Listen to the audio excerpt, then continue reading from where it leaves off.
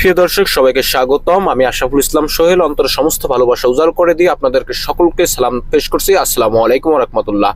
আমরা এখন আছি বাংলাদেশের অন্যতম বৃহত্তম জেলা নোয়াখালী। এই নোয়াখালীর খুব নিকটস্থ হেজবুত তৌহিদ সংগঠনের অন্যতম একটি শাখা।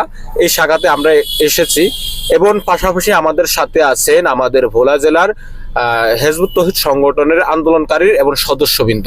আমার সাথে আছেন মেহেদি হাসান তালুকদার এবং আমার পিছনে আছে মোহাম্মদ জাকির, তার পাশে আছে শফিক।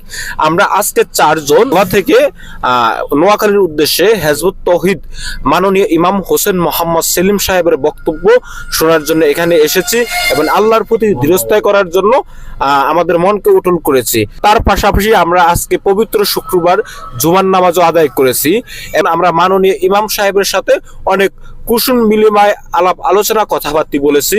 এই সুবাদে আমাদের সাথে কিছু কথা বলবেন আমাদের